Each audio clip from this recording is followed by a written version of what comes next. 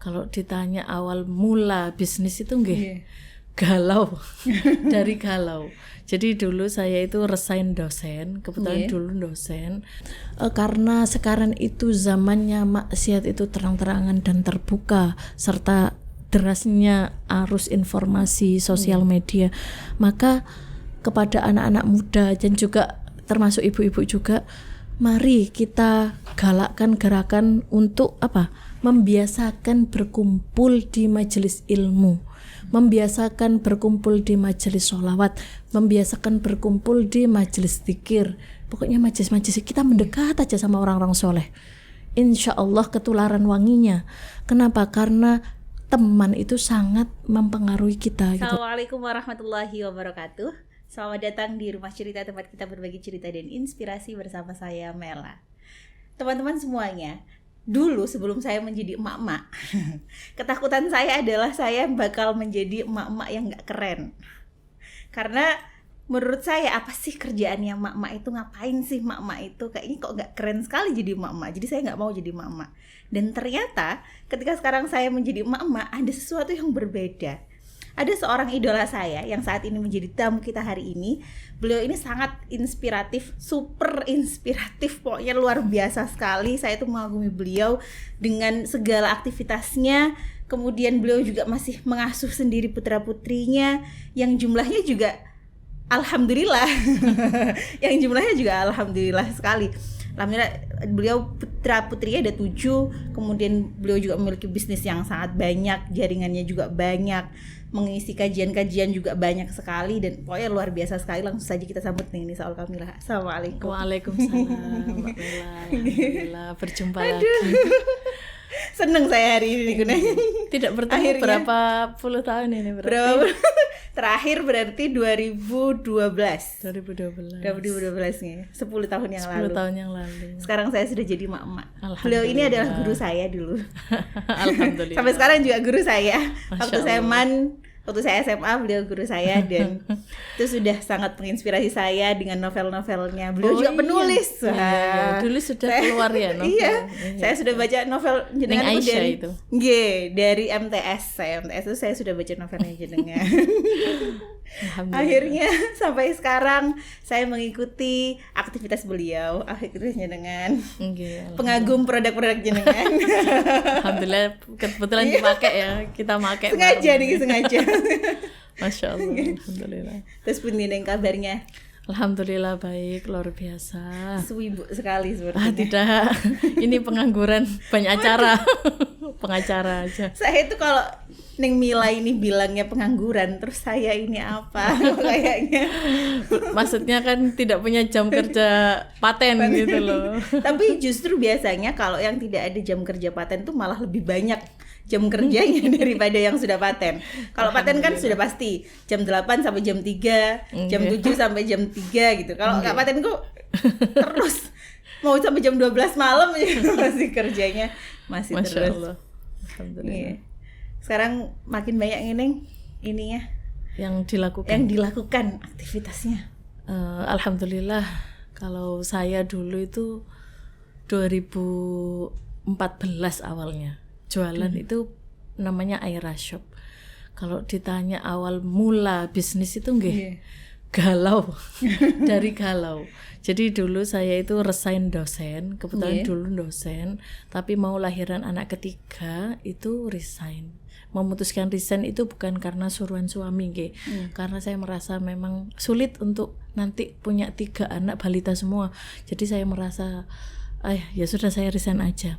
Ternyata setelah resign itu alhamdulillah di pondok kami yang di Pasuruan Sabilut Thayyib itu dulunya kan salaf saja. Alhamdulillah setelah resign dari dosen itu malah bisa ngabdi di sekolahan yang baru dirintis, sekolah formal yang baru dirintis di Pondok Sabilut Thayyib situ. Ngajar di SMP, kemudian ngajar di SMA-nya, karena dua-duanya masih merintis. Alhamdulillah sekarang 2 sekolah itu sudah berkembang bagus. Ganti saya resign lagi. Saya resign sudah lagi. Bagus ditinggal, kayak gitu konsepnya. Karena sudah banyak SDM yang jalan. Alhamdulillah sudah Masya Allah luar biasa guru-guru itu komitmennya pada sekolah kami. Akhirnya saya dari 2014 yang galau itu galaunya karena kebetulan anak pertama saya waktu itu 5 tahun setengah minta mondok nggak mau nggak, akhirnya saya pondokkan tapi cuma bertahan 1 tahun. Bertahan 1 tahun itu karena saya paksa untuk pulang. Anaknya masya Allah, ibunya yang nggak tega, saya yang nggak tahan gitu loh, karena saya kayak orang linglung ditinggal anak itu. Anak pertama padahal masih ada 4 adiknya, ada 3 adiknya, jadi masih 4 balita waktu itu. Akhirnya saya coba untuk bisnis online pakai Facebook. Maaf nggih, saya ini mak-mak zaman jadul. Angkatan jadi, Facebook. Angkatan Facebookiah. Jadi saya pakai FB, saya coba jualan, alhamdulillah. Pokoknya niat saya waktu itu kalau dibilang orang itu niat bisnis itu awalnya agar menghasilkan ini itu, saya enggak, betul-betul hanya untuk mengalihkan kebosanan, mengalihkan rasa rindu gitu aja. Awalnya itu ternyata 1 tahun pertama itu masya Allah luar biasa respon dari teman-teman. Nah yang saya ceritakan kemarin di Semarang itu sempat saya ceritakan. Jadi yang membuat bisnisnya ini cepat diterima mungkin karena alumni pondok pesantren kali ya. Terus kemudian juga aktif di organisasi kuliah sehingga temannya banyak. Makanya saya bilang kalau apapun ya, mau bisnis, mau organisasi, mau jadi apa aja, jaringan itu penting. Makanya kata teman-teman saya, enaknya itu jenengan jadi karena sudah punya basis pertemanan yang luas, circle-nya luas, jadi ketika bisnis juga mudah diterima gitu loh. Karena bisnis online itu kan kita cuma lihat gambar, nggak lihat langsung barangnya. Nah kalau misalnya kita mau beli ke orang yang nggak kenal gitu kan, gimana ya? Alhamdulillah dari 1 tahun pertama 2014 sampai 2015 saya tuh kaget.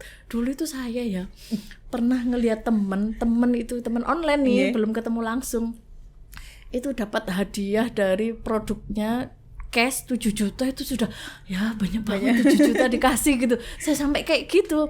Dilalah setahun pertama itu alhamdulillah kekumpul keuntungan itu yang bisa memberangkatkan ibu saya umroh. Itu masya Allah. Jadi ketika saya lihat loh kok lumayan, pertamanya dapat 1 juta, rekening 1 juta, habis itu jadi 5, jadi 10, bertambah itu saya pikiran saya, wah kayaknya ini jalan deh.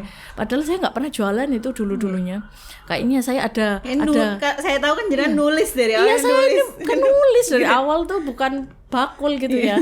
Lalu akhirnya ya sudah saya merasa barangkali ini jalan yang dikasih sama Allah gitu.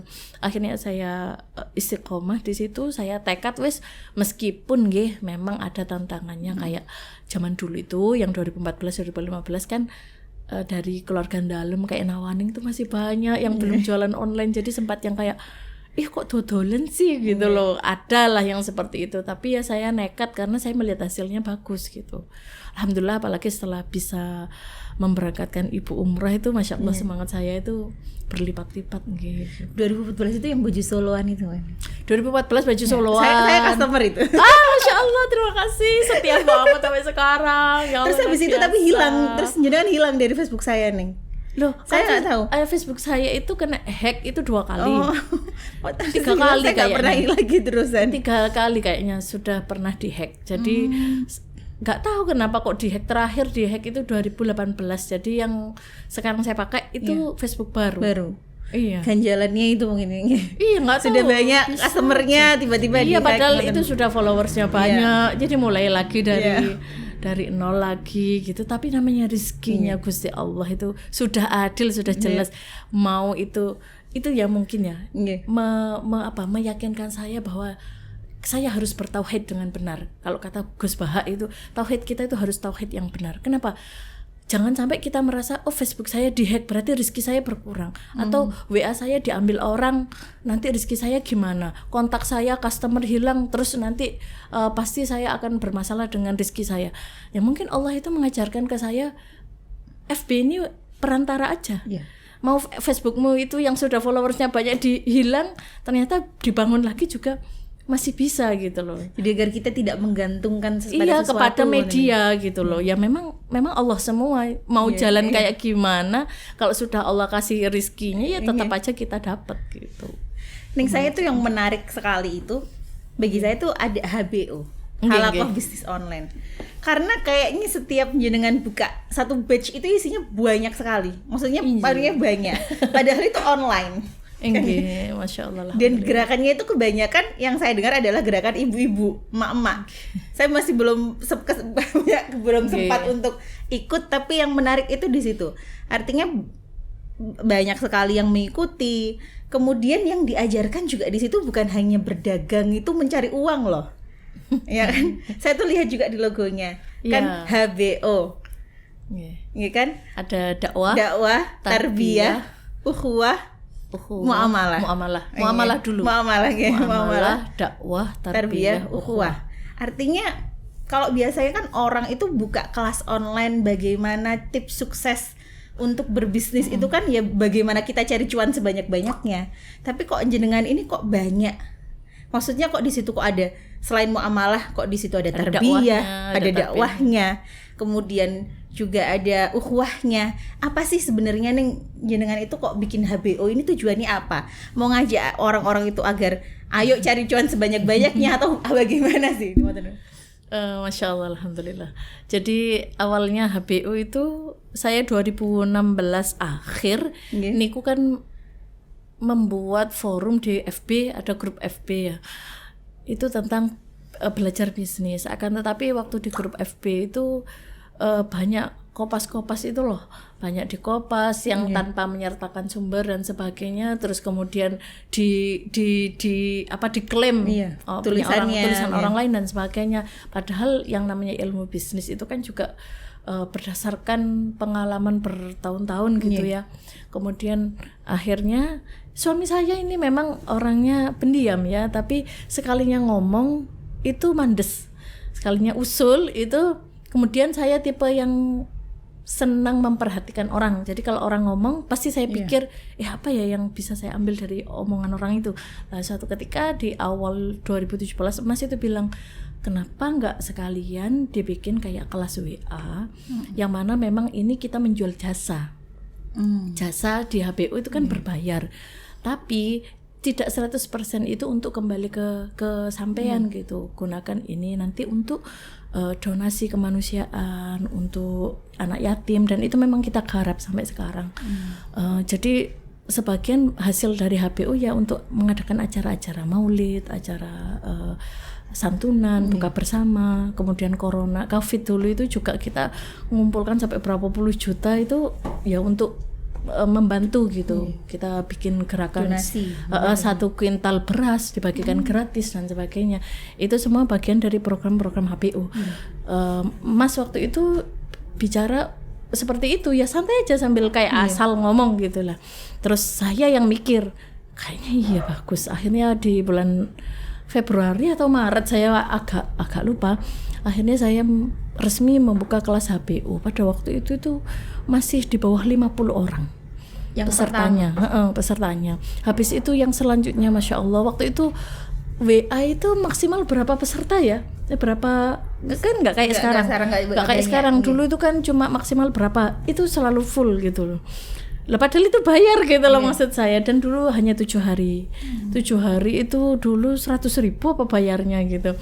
Terus sekarang itu sudah 30 hari dengan nominal yang, dan ini memang saya bilang ya jenis jualan itu kan ada yang berupa produk, ada yang berupa jasa. Nah ini yang berupa jasa gitu loh. Jadi saya menyampaikan ilmu yang saya punya berdasarkan pengalaman itu di HBO.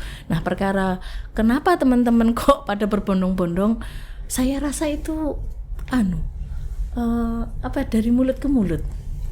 Jadi banyak banyak yang memberikan testimoni, walaupun saya sendiri tidak ada itu gerakan yang kayak ayo dong kasih testimoni gitu. Mboten, jadi rata-rata mereka mengetak dengan sendirinya. Dan dari situ mungkin kayak jadi bola salju ngoten niku, dari yang dulunya nggak kenal karena sering ngetak sopo sih iki gitu. Akhirnya pada banyak sekarang itu nggak tahu sudah ada santri HBO itu juga termasuk yang dari Perancis ada, yang dari Hong Kong ada, yang dari Saudi ada, yang nggak tahu itu bagaimana bermulanya. Dunia internasional kelasnya ini bukan nasional. Saya sampai nggak tahu itu, padahal saya kalau bikin flyer HBO itu nggak pernah sama wajah saya juga nggak pernah. Jadi memang nggak tahu ya, saya kan agak nggak pedean deh orangnya. Jadi jangan kalau bikin flyer nggak usah pakai wajah saya gitu. Intinya ya sudah segitu aja. Terus mungkin kalau di tempat lain ada namanya affiliate gitu kelas, di HBO nggak ada. Semuanya memang atas dasar apa, kalau saya bilang mereka itu loyalitasnya Masya Allah, mahabbahnya Masya Allah gitu loh. Bahkan kalau sekarang itu kemarin didata sama admin, HBO itu sekarang sudah ada 40 cabang kota. Jadi di 40 kota itu sudah ada organisasinya sendiri-sendiri. Jadi itu aktif berkegiatan ya? Aktif berkegiatan, terutama kegiatan sosial dan ngaji. Jadi datang itu ya memang terutama ngaji. Kalau dulu itu biasanya selalu waqiahan, khataman, sekarang lagi digalakkan rutibul haddad di semua kota. Jadi istilahnya bergeraknya ya akhirnya jatuh ke majelisan gitu loh. Saya sampai berpikir ini HBO itu apa? Kalau orang tanya HBO itu apa, saya sendiri bingung. Apa ya, lawang dianggap kelas bisnis ya memang hanya berhenti di 30 hari itu. Nah setelahnya itu kan urusannya urusan ngaji. Ini apa gitu. Saya juga sempat mengalami masa-masa gimana ya, orang-orang yang dari luar itu loh Mbak kepingin ikut majelisan kita tapi bukan HBO.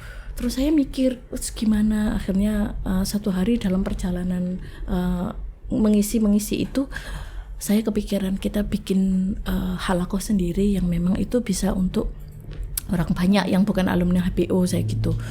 Terus akhirnya saya sowan ke Makbaroh Syekhona Khalil waktu itu. Tadi pas ada ngisi juga di Asomadiah, saya ke Syekhona Khalil, saya istikharah, saya tawasul juga di sana. Terus akhirnya lahir Halaqah Ukhuwah Al-Batul itu, HUA sekarang.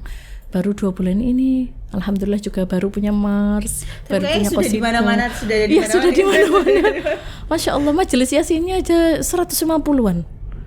Dimana satu majelis itu ada 100 orang apa berapa orang, nah, itu kali 100 berapa majelis.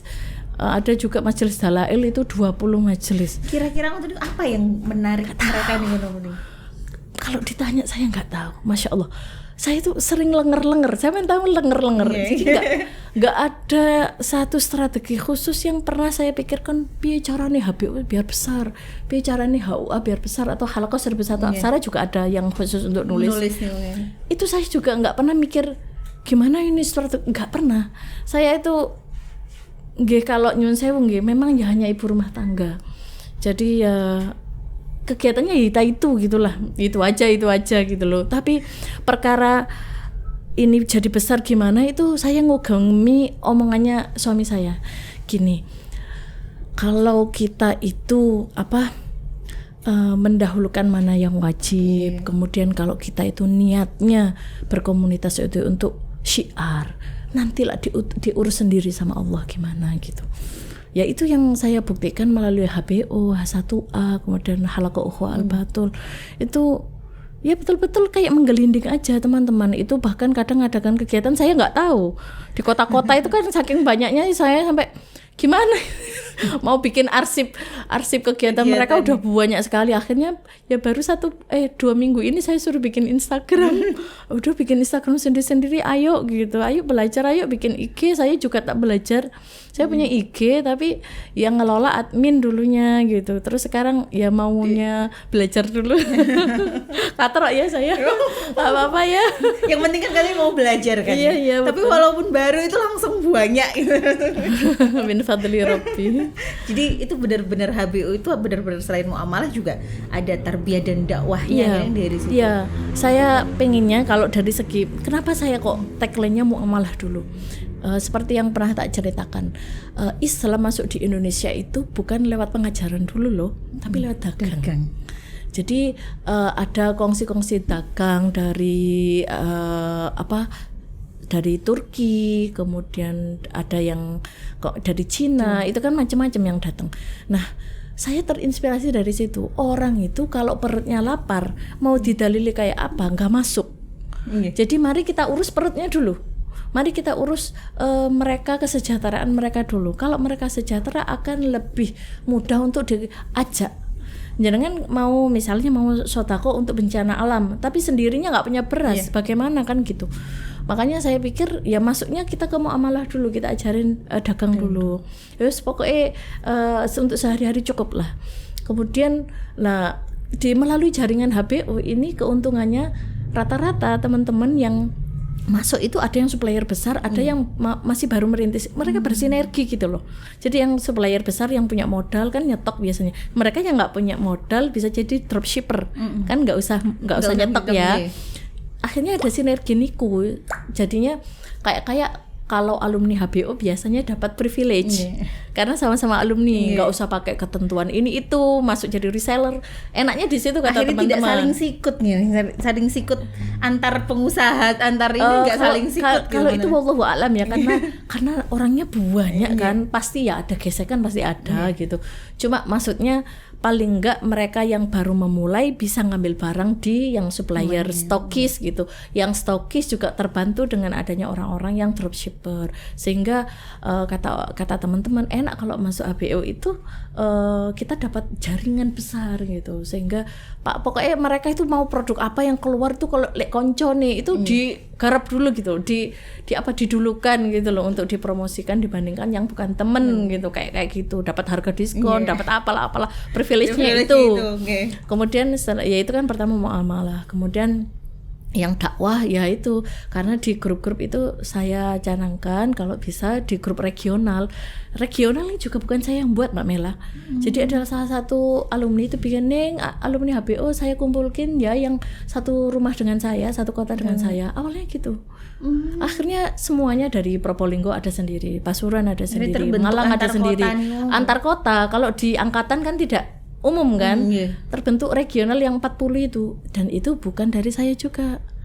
Jadi mereka itu ada mahabbah itu nggak, Allah semua yang gerakkan. Jadi saya itu nggak ada yang namanya betul-betul memanage ini seolah saya itu mengorganisir dengan baik, nggak ada. Semuanya kayak ya organik aja, ngalir aja sendiri gitu. Lah dari konsep dakwah ini saya bilang di regional ayo dong ada waqiahnya, ada khatamannya, pokoknya mingguan ada yang dilakukan apa gitu loh. Jadi untuk riyadhah. Kemudian tarbiyah lah. Tarbiyah ini biasanya kita lakukan kan proses pendidikan. Gimana caranya? Biasanya saya itu sering kayak ngasih petua-petua gitu loh, tapi terus sama teman-teman dijadikan quotes apa-apa, ya itu satu bentuk tarbiyah ruhaniyah menurut saya. Kemudian kadang-kadang kita juga bikin seminar-seminar kayak gitu, itu kan proses tarbiyah. Nah ukhuwah ini adalah ujung dari pergerakan ini, bagaimana kita membuat para pebisnis berbasis pesantren ataupun yang bukan basis pesantren tapi seneng dengan nuansa pesantren itu bisa bersatu, berjejaring gitu loh. Jangan sampai kita itu merasa kayak di pondok saya yang unggul, pondok itu yang unggul. Enggak, kita sama-sama saling down to earth, saling merangkul bahwa kita itu bersinergi. Karena zaman sekarang kan bukan zamannya lagi untuk berkompetisi, tapi lebih ke berkolaborasi. Lah ini yang sedang kita galakkan. Kalau sudah ukhuwahnya baik, mau kegiatan apa aja itu gampang. Bikin apa aja itu set itu anak HBO itu bikin acara yang bisa menghadirkan 200 orang itu 3 hari persiapan, 2 hari persiapan. Iya, karena saya mantau mereka kayak terpengaruh dengan saya sih. Kayak saya kan kalau kadang gitu. Ini tapi saya bantu full support sih. Kalau misalnya belum bisa bikin flyer, saya gini loh atau acaranya gimana, MC-nya itu kayak apa ya nih gitu. Pokoknya saya ajari organisasi sekalian gitu loh. Alhamdulillah sekarang paket mereka lengkap gini, kalau ikut HBO, ikut jadi santrinya yang Mila itu paket hemat. Paket hemat semuanya bisa. Karena saya ngerasanya mereka kayak keluarga itu loh Mbak. Dan mereka memperlakukan saya juga kayak keluarga. Jadi saling saya lahiran dijenguk, saya ulang tahun dijenguk. Ya Masya Allah, luar biasa pokoknya teman-teman tuh Masya Allah. Jadi karena dasarnya yaitu mahabbah aja, saling menyayangi karena Allah insya Allah. Berarti kan tidak semua alumni pesantren ya? Boten, jelas itu boten. Bahkan pernah ada orang Kristen masuk HBO juga ada. Kemudian ada juga yang awam sekali, bahkan sholat ngaji belum bisa. Masya Allah, itu indahnya di situ. Jadi yang alumni pesantren itu sekarang ngajar ke temen yang nggak bisa ngaji. Nah, coba dari 1 orang ya ngajari 1 orang ngaji, 1 orang ini ngajar lagi orang 10, dari 10 orang ke 100 orang misalnya. Ini kan jadi pahala jariah. Ini yang saya kejar tujuan utamanya. Jadi istilahnya selalu saya bilang ke teman-teman, ada atau nggak adanya saya nanti ya, namanya orang pasti ada batas umurnya. Tolong ini tetap diramut, riyadhahnya, amalan-amalannya tolong diramut gitu. Karena eman kalau masa sebanyak ini sudah ada lebih 20.000 jelas orang-orang yang ada di komunitas ini. Eman kalau tidak diramut bareng-bareng gitu. Ya nanti jadi kita ngejar pahala jariah aja. Karena pengurus-pengurus HBU yang Masya Allah itu ya nggak ada keinginan lain. Saya selalu ngajarinya gini, gak apa-apa kita susah sekarang, dakwah dan sebagainya, mengorbankan harta, tenaga, waktu. Yang panen lo siapa?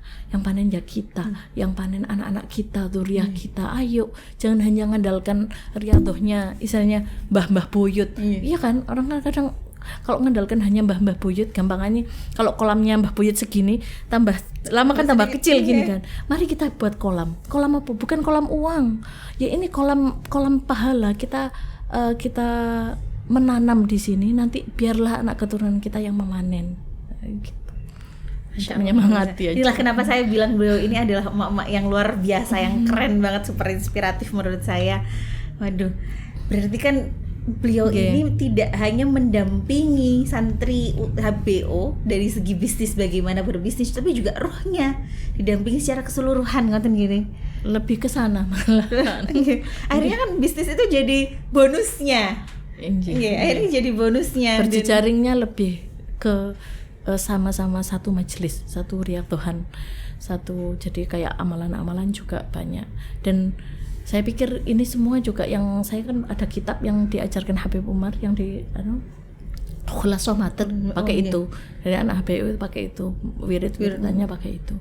Kebetulan saya kan dapat ijazahnya langsung dari suami, yang mana suami memang muridnya Habib Umar bin Hafid. Dulu beliau di Darul Mustafa di Yaman. Jadi istilahnya alhamdulillah dari muridnya Habib Umar satu itu lahir puluhan ribu santri yang lain gitu. Ya, ini banyak yang maksudnya orang-orang nggak fokusnya hanya mengejar cuannya ngoten gini.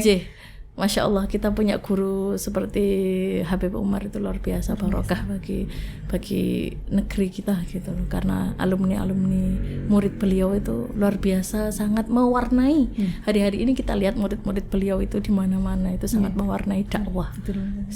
Bahkan secara digital kan sekarang. Nah, sekarang sudah mulai, maksudnya digital itu sudah mulai. Jadi tidak. Tidak, kita nggak kalah gitu loh nih kalau misalnya.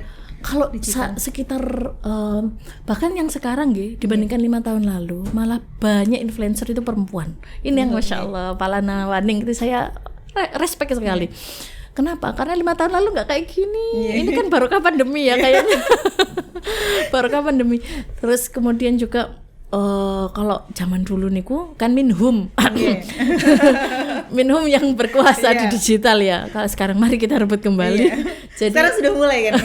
Istilahnya kan kita itu jangan hanya di surau-surau, di masjid-masjid. Marilah kita berdakwah secara digital. Dalam arti kalau kita offline ketemu langsung itu mungkin nggak semua mak-mak punya waktu tapi kalau secara digital, Masya Allah, saya di sini aja yang laporan kayak khatam Quran, yang laporan sudah naria, Ratul Haddad itu jalan terus, sudah ada PJ-PJ-nya masing-masing. Saya mboten terlibat langsung gitu. Nah ini kan luar biasa.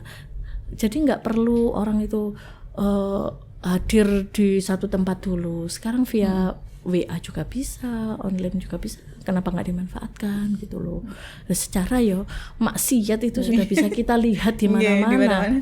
Di mana-mana itu maksiat terang-terangan. Lah kok dakwah disuruh sembunyi-sembunyi? Nah, kan ngoten. Logikanya apa yang dipakai? Orang mau dakwah dibilang wah sok pinter. Riya ada memang ada yang kayak gitu, riya masa gini aja Pak dipamerin gini-gini. Lah orang maksiatnya aja udah terang-terang, ngapain kita mau dakwah, kita mau mengajak orang untuk cinta Rasulullah kok harus sembunyi-sembunyi? Ya mari kita syiarkan kan kayak gitu. Tapi ada juga itu ini maksudnya yang namanya sesuatu pasti ada positif dan negatifnya. Kayak juga yang berkomentar kok Nawaning putrinya Kiai kok mau tampil kan gitu. Itu kan sekarang jadi pembahasan juga gitu. Padahal kan ya enggak apa-apa, ini perubahan ke arah positif. Maksudnya kan semuanya itu bisa jadi ladang dakwahnya kita. Artinya dakwah kan enggak harus selalu yang di surau pakai di masjid kan boten. Juga media itu juga malah sekarang masanya lebih banyak. Makanya saya bilang itu 2 tahun ini itu ledakannya luar biasa, nggih kan? Nggih. Baru kan pandemi ini nawaning banyak yang eksis. Kenapa? Ya karena ada ruang-ruang yang bisa dijangkau kayak podcast ini kan lagi menjamur banget 2 tahun belakangan. Nah, itu bisa jadi wadah untuk untuk dakwah. Lah tergantung niatnya dan mungkin memang karepnya orang-orang itu mungkin ada batasan kali ya. Jadi mungkin jangan glamor, jangan ini itu gitu. Tapi ya menyenangkan semua orang itu jelas nggak mungkin. Orang itu pasti ada pemikirannya sendiri-sendiri. Kita nggak bisa mengontrol pemikiran orang kayak gitu. Ya, segala sesuatu itu selalu punya 2 sisi ya. Nggak bisa kita ngatur. Tapi yang saya tuh penasaran. Jadi kan sekarang putrinya 7. Putra putrinya 7 dengan segudang aktivitasnya. Ada halak HBO, terus halak Al-Batul. Kemudian juga yang menulis tadi Halako 1001 Aksara. Halako 1001 Aksara. Kemudian juga masih online shopnya jenengan juga masih jalan. Dan sekarang makin banyak ini ya, dari fashion. Iya banyak. Fashionnya juga lengkap loh, sampai sandal, saya sepatu aja. Ya tas itu juga produk kulit itu punya sendiri. Silva punya sendiri. Gamis punya sendiri. Makanan juga ada. Iya makanan juga. Saya malah seneng sekali. Semua makanan itu ujinya ke saya. Saya kan tukang makan ya. Jadi semua yang dijual itu kesukaan saya aja. Yang saya suka aja yang saya jual, nggak suka nggak saya jual. Pokoknya semuanya ada, kosmetik ada, iya. Kosmetik ada dan lengkap sekali. Baginya nggak kerepotan nih, nggak bingung. Repot sih, tapi masya Allah karena kita punya admin ya.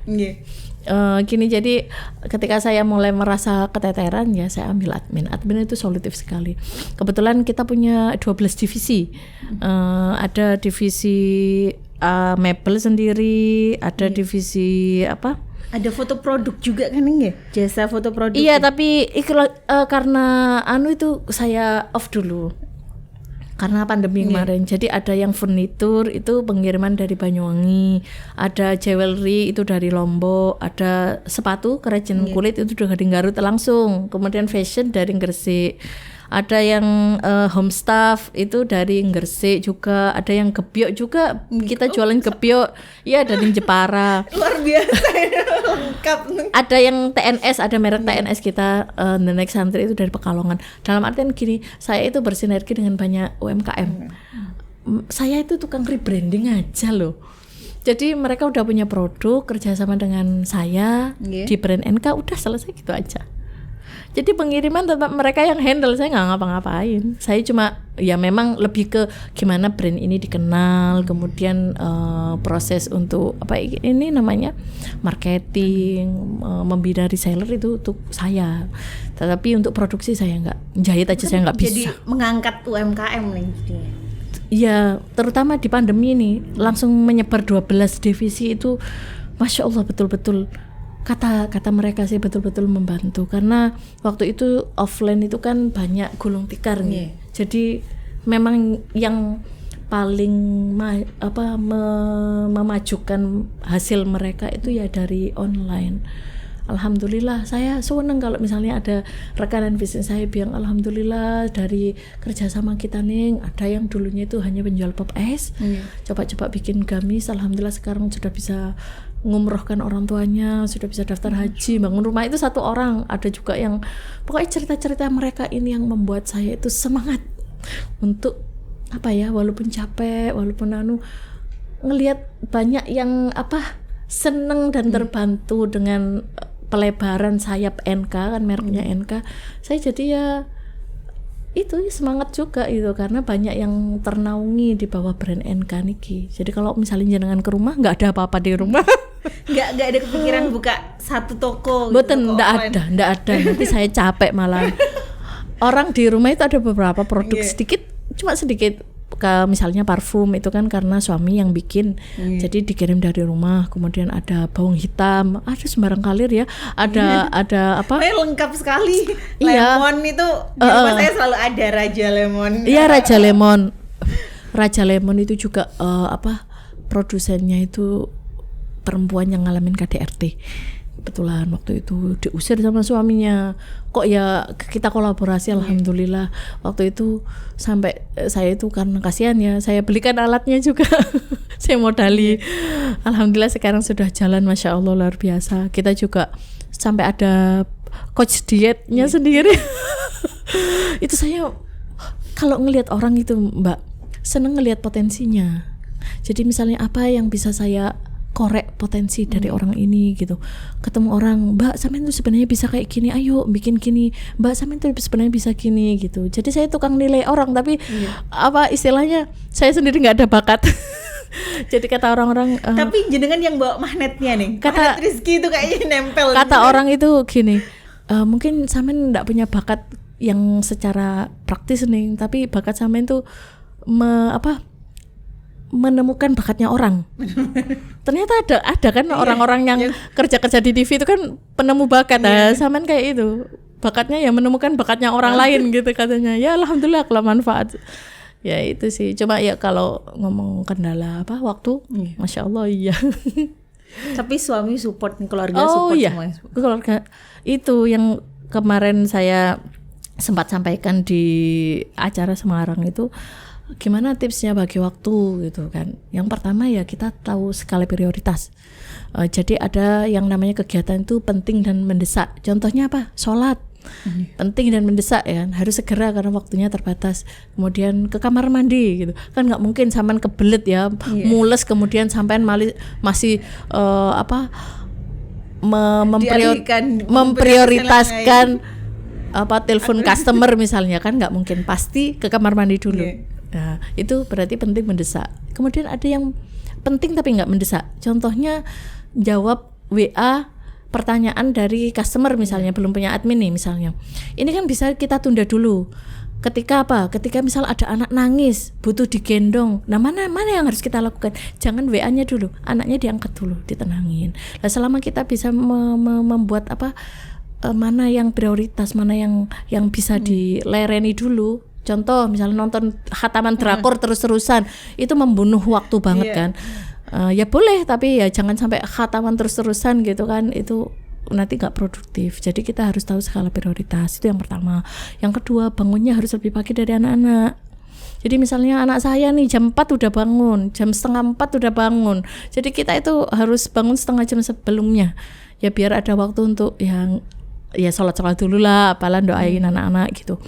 Pokoknya harus bangun paling enggak setengah jam sebelum anak-anak bangun. Nah kebetulan anak saya itu enggak ada yang bangkong Mbak. Semuanya itu kalau bangun awal enggak tahu. Saya sering ditanya gimana caranya nih biar anaknya itu bangunnya awal. Enggak ada, itu sudah dari orok. Enggak saya setting sama sekali. Enggak ada yang saya bangun. Ya sudah, itu sudah bangunnya segitu. Jadi mau enggak mau saya kan harus bangun ya. Padahal pengennya santai dulu. Enggak bisa. Kemudian yang kayak tips ketiga kalau pengen bagi waktu, yang pertama kan tadi skala prioritas, kedua bangun lebih awal, yang ketiga mulai sama ngaji. Kalau kita darus dulu, insya Allah waktu kita barokah. Waktu barokah itu apa? Jadi misalnya nih ya, saya dan jenengan punya 24 jam yang sama, tapi kadang-kadang kan kita itu punya to-do list itu gak sama. Ada yang bisa ngerjain banyak, ada yang kok sama-sama 24 jam tapi kok kayak kurang waktunya. Kayak kurang mulu, ngelakuin ini nggak beres, itu nggak beres, itu nggak beres gitu. Ada yang kayak gitu. Pernah juga misalnya ngeprint, kadang-kadang ngeprintnya tiba-tiba ngadat, mau nganterin anak sekolah tiba-tiba lah. Kita itu ikhtiari. Jadi kita mulai dengan tadarus, ya sekedar 1 halaman, 2 halaman, atau sekedar ngaji yasin atau apa, pokoknya kita ngaji gitu aja. Mengawali hari dengan ngaji. Kemudian yang keempat, nggak nunda kerjaan. Nah ini yang sering. Iya, saya juga itu. Saya juga. Saya sudah kadung scroll misalnya, scroll TikTok gitu kan, lama gitu. Kalau scroll FB, IG saya nggak pernah, karena kalau FB biasanya saya habis posting saya tinggal. Penyakit ini di TikTok ini sama YouTube. Itu kadang-kadang kan kalau ngelihat udah kadung ya, namanya YouTube durasinya panjang ya. Jadi lihat apa gitu durasinya panjang. Nah, ini jadi menunda pekerjaan lain. Nah, tipsnya yang keempat, jangan menunda pekerjaan, apalagi last minutes. Saya tuh tipe last minutes banget gitu loh. Ya ini PR juga. Kemudian yang kelima, tips biar manajemen waktunya bagus, bersinergi dengan orang-orang yang kita percaya. Misalnya di rumah bersinergi dengan suami, kemudian kalau di bisnis dengan para admin. Nah seperti itu. Kita nggak mungkin bisa ngelakuin semuanya itu sendiri dari A sampai Z, nggak mungkin. Kita butuh bantuan orang lain karena kita kan makhluk sosial. Ya 5 tips ini bisa lah nanti di. Luar biasa sekali, ya Allah, senang sekali saya hari ini nih saya juga bisa ngobrol sama jenengan. Saya tuh mendapatkan banyak hal baru, banyak sekali pelajaran yang saya dapatkan dari cerita-cerita kita hari ini. Alhamdulillah, Masya Allah. Terima kasih banyak Neng Mela sudah main-main di rumah cerita hari ini. Alhamdulillah. Yang terakhir, ada yang mau disampaikan nggak kira-kira buat penonton semuanya? Apa yang ingin saya sampaikan pertama? Tadi sempat disuruh untuk menyampaikan pesan untuk anak-anak muda. Jadi beberapa saya list. Yang pertama, karena sekarang itu zamannya maksiat itu terang-terangan dan terbuka, serta derasnya arus informasi sosial media, maka kepada anak-anak muda dan juga termasuk ibu-ibu juga, mari kita galakkan gerakan untuk membiasakan berkumpul di majelis ilmu, membiasakan berkumpul di majelis sholawat, membiasakan berkumpul di majelis zikir. Pokoknya majelis-majelis kita mendekat aja sama orang-orang soleh. Insya Allah ketularan wanginya. Kenapa? Karena teman itu sangat mempengaruhi kita gitu. Oleh karena itu terutama buat anak-anak muda, ayo mendekatlah ke majelis-majelis yang seperti itu. Kemudian yang kedua, kuasailah teknologi dan media sosial untuk hal-hal yang baik. Nah, kenapa? Karena kalau teknologi dan media sosial itu dikuasai oleh orang-orang yang nggak ngerti ilmu, yang nggak ngerti pesantren, kemudian yang nggak ngerti itu akhlak, adab, ya kayak apa gitu. Kita hanya disuguhi tontonan-tontonan yang hedon. Jadi anak-anak muda kuasailah teknologi dan sosmed, jadilah influencer yang mengarahkan pada kebaikan. Kemudian yang terakhir, mari kita jadi orang yang kreatif, kemudian mengembangkan potensi dan SDM kita dengan cara apapun. Kan potensi orang itu macam-macam. Yang pintar masak, boleh kita membuat kayak pelajaran memasak, praktek masak.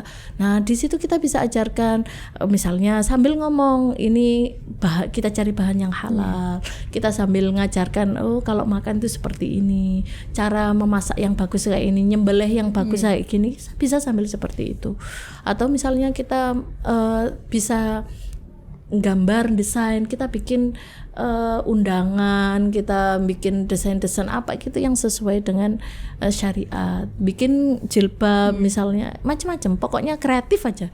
Jangan sampai produk-produk yang kita pakai itu hanya ngandalkan produknya orang lain, maksudnya orang lain itu kayak gitu dari luar. Kita harus memberdayakan SDM kita untuk bisa berkembang lebih bagus lagi gitu. Mungkin itu saja. Terima kasih banyak. Masya Allah, alhamdulillah. Sukses selalu buat. Amin. Kapan-kapan boleh lah nanti ngobrol-ngobrol lagi. Iya, boleh. Tentang buku kayak. Iya, tentang buku. Iya, tadi saya sebenarnya mau ngomong happy selling itu terus. Ternyata kita boleh kurang panjang. Iya, memang kok nanti bisa dilanjutkan. Terima kasih banyak. Terima kasih juga buat teman-teman semua yang sudah menonton Rumah Cerita hari ini. Wah, luar biasa hari ini obrolannya. Isi semua, daging semua, kalau ada yang daging semua, luar biasa. Emak-emak inspiratif, ya benar-benar emak-emak inspiratif ini adalah Neng Mila gitu. Semoga kita semua bisa menjadi seperti Neng Mila nanti. Ini hanya sharing pengalaman mawon gitu. Luar biasa. Terima kasih, sampai jumpa di Rumah Cerita selanjutnya. Jangan lupa selalu saksikan Rumah Cerita setiap hari Ahad jam 2. Assalamualaikum warahmatullahi wabarakatuh.